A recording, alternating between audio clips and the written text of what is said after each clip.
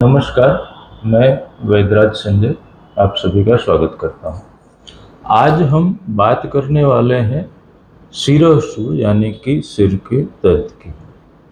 शिरोशूल बहुत सारे प्रकार के होते हैं, उसके स्थान, उसके दोष और उसके कारणों के अनुसार उसके अलग अलग भेद अपने गिन सकते हैं और उसके भेद के अनुसार उसकी चिकित्सा में भी बदलाव होता है। सारे सिर दर्द एक जैसे चिकित्सा से ठीक नहीं होते हैं। तो जैसे आप सबको पता है कि आयुर्वेद जो है पूरा वात पित्त कफ के ऊपर ही चलता है। तो आज भी हम बात करेंगे मन के और शरीर के दोषों के आधारित शिरोशूल की। शरीर के दोष जो हैं वायु पित्त और कफ हैं और मन के दोष जो हैं रजोगुण और तमोगुण हैं। तो ये 5 दोषों के कारण ही हमेशा सिर में दर्द होता है। तो सबसे पहले अपने बात करते हैं वायु के शिरोशूल की। तो वायु के कारण जब सिर में दर्द होता है तब वो दर्द अनस्टेबल होता है। थोड़ी देर लगता है एकदम तीव्र दर्द हो रहा है, थोड़ी देर में थोड़ा सा आराम लगता है, कभी बढ़ता है कभी कम होता है। और विशेषतः दिन के उत्तर काल में यानी कि सूर्यास्त से 3-4 घंटा पहले और रात्रि के उत्तर काल यानी कि सूर्योदय से 3-4 घंटा पहले ये दर्द ज़्यादा तीव्र होता है। और ये जब दर्द होता है तब पेट में भारीपन लगता है, पेट फूला हुआ सा लगता है, खाने का मन नहीं करता, थोड़ा बहुत खाते हैं तो ऐसा लगता है कि पेट एकदम से फूल गया है। तो ये जो दर्द है ये वायु के कारण होता है। तो वायु के कारण होने वाले दर्द में सिर में घी से मालिश करने पे यहाँ पे पूरे सिर में हल्के हाथ से तो उससे उसमें आराम होता है। इसके अलावा वात शामक द्रव्य जो भूख न बढ़ाए, आप वापस समझें, जो द्रव्य वायु का शमन करने में सक्षम हो परंतु आपकी जो क्षुधा है उसको तीव्र नहीं करे, ऐसे द्रव्य। जैसे आंवला ले रहे हैं तो उसको घी के साथ लेने से वो भूख में वृद्धि नहीं करता है। तो आप घी के साथ सूर्यास्त से 2 घंटा पहले 1 चम्मच आंवला चाट लें तो उससे एक दिन में नहीं आराम होता परंतु 5-7-10 दिन में आपका सिर दर्द पूर्णतया शांत हो जाता है। हाँ, आप शुरू करते हैं उसके 1-2 दिन में दर्द तो शांत हो जाता है परंतु जब तक पूर्ण रूप से उसका इलाज नहीं हो तब तक वो बार बार होने की संभावना रहती है। तो ये पूरी चिकित्सा जब तक आपको बिल्कुल भी 10 दिन तक दर्द नहीं हो तब तक आप ये चिकित्सा को चालू रखें। इसके अलावा वायु के शिरोशूल का कारण सामान्य रूप से जो है वो वातवर्धक आहार विहार रहते हैं। तो वातवर्धक आहार जो है उसमें रुक्ष आहार जैसे बाजरा है, ज्वार है, मक्का है, कोदरी है, बंटी है, फिर सब्जियों में गिने तो गोभी है, खीरा है, फूल गोभी है, आलू है, मटर है, तुअर है, ये दाने वाली सारी सब्जियां हैं। तो ये सब वायुकारक द्रव्य हुए। इसके अलावा हवादार स्थान में लंबे समय तक रहना यानी कि जहाँ पे खिड़कियों से बहुत तीव्र हवा आ रही हो या फिर जहाँ पे लगातार पंखा चल रहा हो या कोई और हवा चलाने का साधन चल रहा हो, तो ऐसे स्थान में लंबे समय पर रहने से भी वायु की वृद्धि होती है और वो वायु की बीमारियों को बढ़ाता है। इसके अलावा खाने से पूर्व पानी पीने से भी वायु उग्र अवस्था में जाती है और पाचन को डिस्टर्ब करती है। तो हमेशा खाने से 1 घंटा पहले पानी या कोई भी लिक्विड का इंटेक बंद कर देना है। ज़्यादा भूखे रहने से या अपर्याप्त भोजन करने से भी वायु की वृद्धि होती है। तो हमेशा जितनी भूख है उतना, भूख शांत हो उतना, और घी दूध युक्त आहार करने की आदत रखें। हाँ, अतिरेक हो इतना नहीं खाना है कि बेचैनी होने लगे, नींद आने लगे, मगर भूख पूर्णतया शांत हो जाए उतना आहार तो लेना ही लेना है। इसके अलावा बहुत ज़्यादा बोल बोल करने से, अगर आपका कोई ऐसा व्यवसाय है जैसे प्रोफेसर हैं, शिक्षक हैं, तो लगातार बोलना रहता है, आपको व्याख्यान देने रहते हैं या आपको ऐसे ही अपने परिजनों से या मित्र वर्तुल से ज़्यादा बात करने की आदत है, तो ये आदत भी आपके शिरोशूल को बढ़ा सकती है, तो उसको भी आप नियंत्रण में लाएं। या फिर घी का प्रयोग इतना रखें कि ज़्यादा बोलने से आपके ज्ञान तंतुओं की नमी जो है वो कम नहीं हो। तो ये सारी बात हुई अपनी वातिक शिरोशूल की। अब अपने बात करते हैं पैतिक शिरोशूल। पैतिक शिरोशूल जो है वो सामान्यतः ये हिस्सा ज़्यादा तीव्र दर्द करता है।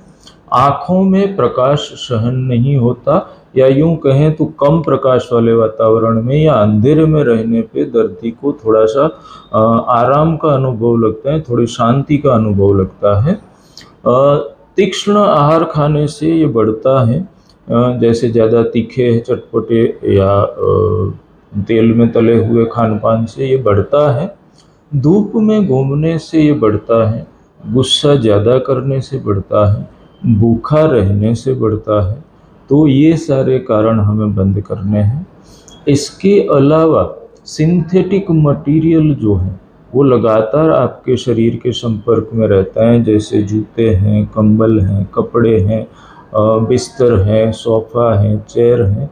तो इसको या तो आप उसका उपयोग बंद कर दें, और अगर उपयोग बंद करना संभव नहीं है तो उसको कॉटन की मोटी परत से कवर कर लें, ताकि वो आपके शरीर के संपर्क में नहीं आए। क्योंकि सिंथेटिक मटेरियल भी शरीर में गर्मी पैदा करते हैं, और वो गर्मी आपके पित्त को बढ़ाती है, जो अल्टीमेटली आपके सिर दर्द को बढ़ा सकता है। तो ये जो हैं ये बेसिक कारण हुए जिसको आपको छोड़ना है। ज़्यादा खट्टा, ज़्यादा तीखा, चटपटा, फर्मेंटेड, ये सब खान पान बंद करना है। भूखा नहीं रहना है, गुस्सा नहीं करना है, सिंथेटिक मटेरियल का त्याग करना है, गर्म वातावरण में नहीं रहना है, गर्म भोजन नहीं लेना है, और भूखा नहीं रहना है। इतनी चीज़ों का आप ध्यान रखें। और अब बात करते हैं उपचार की। तो त्वरित उपचार उसके ये हैं कि आप आटे की राब मिश्री वाली बना लें। गेहूं के आटे को थोड़ा सा घी डाल के उसमें सेक लें, उसमें पानी या दूध या दोनों मिला के पीने लायक पतला कर लें, मिश्री मिला लें और 2-4 मिनट उसको उबाल लें। और उसके बाद उसको ठंडा करके रूम टेम्परेचर का करके पेट भर के हर आधे घंटे में 2 से 4 बार पीने से तुरंत जो है पित्त का शिरोशूल शांत हो जाता है, जैसे पेन किलर से शांत होता है। आपको चाहे कितना भी तीव्र दर्द हो और कोई उपचार से उसमें आराम नहीं मिल रहा हो, तब भी ये उपचार पैतिक शिरोशूल में अवश्य काम करता है। तो ये हुई उसकी प्राथमिक चिकित्सा तुरंत दर्द ठीक करने की। अब हम बात करते हैं उसकी परमानेंट चिकित्सा की। तो उसके लिए जैसे मैंने कारण बताए, ये सारे कारण को तो सबसे पहले बंद कर दीजिए, क्योंकि बिना परहेज के आयुर्वेद कहीं पे भी ज़्यादा प्रभावी रूप से काम नहीं करता है। अब इसके जो उपाय हैं, अगर आप ज़्यादा स्थूल यानी कि मोटे नहीं हैं और आपको मेह रोग यानी कि डायबिटीज़ जैसी कोई बीमारी नहीं है, तो शतावरी का चूर्ण दूध के साथ सूर्योदय के 5 घंटे बाद 1.5 से 2 चम्मच नियमित लें। तो ये 1-1.5 महीना या 2 महीना लेने से, अगर आपको अभी अभी तुरंत में सिर दर्द शुरू हुआ है, बहुत पुराना नहीं है, तो वो ठीक हो जाता है। ज़्यादा पुराना है या बहुत बार बार आपको हर दूसरे तीसरे दिन एकदम तीव्र दर्द होता है जो सहन नहीं हो रहा है, तो ऐसी अवस्था में तो मैं ये सलाह लूँगा कि आप अपने नज़दीकी अनुभवी वैद्यराज से संपर्क करके उसका विधिवत इलाज अवश्य कराएं। अब हम बात करते हैं श्लेष्मिक यानी कि कफ से होने वाले शिरोशूल की। कफ के शिरोशूल में सिर में भारीपन लगता है, पूरा सिर दुखता है, ऐसे जैसे नीचे झुकते हैं तो ये भाग में एकदम वजन का अनुभव होता है, भारीपन लगता है, और ऐसा लगता है कि वहाँ पे दर्द झुकने पे ज़्यादा हो रहा है। नींद जाना ज़्यादा आने लगती है जिनको कफ के कारण शिरोशूल है। खाने में थोड़ी सी अरुचि का अनुभव होता है, खाने का मन नहीं करता है, पड़े रहने या सोते रहने का मन करता है, और ज़्यादा सोने से दर्द में वृद्धि होती है। आँखों में चिकनाहट सी अनुभव होती है। तो ये जो लक्षण हैं ये श्लेष्मिक शिरःशूल या कफ जनित शिरःशूल के हैं। तो ये सब जो है कफ जनित कफ कारक आहार विहार से होता है और ऐसे आहार विहार का त्याग करने से ये शांत हो जाता है। तो कफ कारक आहार विहार में सबसे पहला मैं गिनूंगा ठंडे वातावरण में लगातार रहना, यानी कि कूलर के सामने या एसी में बहुत ज़्यादा ठंडा करके लगातार रहना। ठंडी वस्तुओं का सेवन जैसे ठंडा पानी है, कोल्ड ड्रिंक है, आइसक्रीम है, इन सब का सेवन।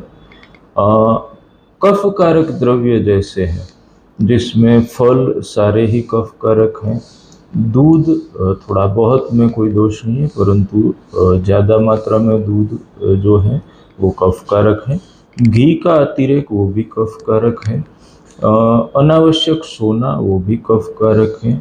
बिना श्रम का जीवन वो भी कफ कारक है, यानी कि ज़्यादा आराम वाला जीवन। तो ये सब जो आपकी कारण है उसका त्याग करें। एक आवश्यकता के अनुसार ही नींद लें, बिना ज़रूरत के सोया न करें, ज़्यादा आराम न करें। नित्य व्यायाम की आदत डालें, क्योंकि श्रम जो है वो कफ की श्रेष्ठ चिकित्सा है। बिना प्यास के पानी न पिए, क्योंकि पानी का अतिरेक भी कफ को बढ़ा सकता है। तो ये सब वस्तुओं का ध्यान रखें। और जब आपको कफ के कारण सिर दर्द हो रहा है तो उस समय पगड़ी जैसे हैं, अपने अपने बुजुर्गों को देखा होगा कि पूरे सिर पे कॉटन की पगड़ी जो है अच्छी खासी वो बांध लेते हैं, इतना मोटा सा हो जाता है सिर। तो ऐसी पगड़ी 1 से 2 घंटा सूर्यास्त के बाद बांध के बैठे और ठंडी जगह पे नहीं बैठे या हवादार जगह पे नहीं बैठे। तो 1 से 2 घंटे में आपका सिर दर्द जो है वो काफ़ी हद तक नियंत्रित हो जाता है। और ऐसा जो उसके कारण बंद करके ऐसा 5, 7, 10 दिन करें तो ज़्यादातर केस में ये कफ के कारण जो शिरःशूल हो रहा है वो पूर्णतया शांत हो जाता है। और इसके बाद नियमित व्यायाम की आदत डालें तो ये बार बार नहीं होता है। अब हम बात करते हैं चौथे कारण, मानसिक रोग, यानी रजोगुण और तमोगुण के कारण जो सिर दर्द होता है। अब रजोगुण की जो वृद्धि जब होती है तब मन जो है वो चंचल हो जाता है, वो ज़्यादा सोचता है। आपके जो सोच है उसके ऊपर आपका नियंत्रण नहीं रहता है। मन आवश्यक हो या नहीं हो, काम का हो या नहीं काम का हो, लगातार सोचता रहता है और वो थक जाता है। ऐसी अवस्था में आपकी ये साइड जो मैं बता रहा हूँ यहाँ पे दर्द शुरू होता है और बहुत हल्के से बहुत तीव्र तक दर्द हो सकता है, वो रजोगुण की तीव्रता के अनुसार। तो ये जो दर्द है ये आपको तुरंत इलाज के लिए तो मैं ये बोलूँगा कि आप घी की मालिश करके पगड़ी बांध लें तो एक बार का आपको दर्द में आराम मिल जाएगा। परंतु इसका इलाज जो है वो घर पे थोड़ा सा मुश्किल है, क्योंकि आपकी मानसिक और शारीरिक दोनों अवस्था को अच्छी तरह से समझने के बाद ही चिकित्सा इसकी सही तरीके से संभव हो सकती है। तो मैं ये सलाह दूंगा कि आप मानसिक बीमारी के कारण या बहुत ज़्यादा सोचते रहने के कारण जो भी मैंने लक्षण बताए वो लक्षण आपको दिखते हैं सिर दर्द के, तो आप अपने अनुभवी वैद्य से संपर्क करें और उनके मार्गदर्शन के अनुसार ही आप चिकित्सा करें तो आपको अच्छे परिणाम प्राप्त होंगे। आशा करता हूँ कि ये वीडियो आपको फलदायी रहा होगा, आपके काम का रहा होगा। और अगर आपको इससे संबंध में कोई संशय है, कुछ पूछना चाहते हैं या आगे आप किस विषय के ऊपर वीडियो चाहते हैं उसका सजेशन आप कमेंट करके हमें बता सकते हैं। और इसके अलावा हमारा जो एड्रेस है और हमारे फ़ोन नंबर हैं वो भी वीडियो के अंत में और डिस्क्रिप्शन में दिए हुए हैं। आप इसमें हमारी किसी भी तरह की सहायता चाहते हैं तो आप हमसे संपर्क कर सकते हैं। मिलते हैं अगले वीडियो में। स्वस्थ रहें, निरोगी रहें। धन्यवाद।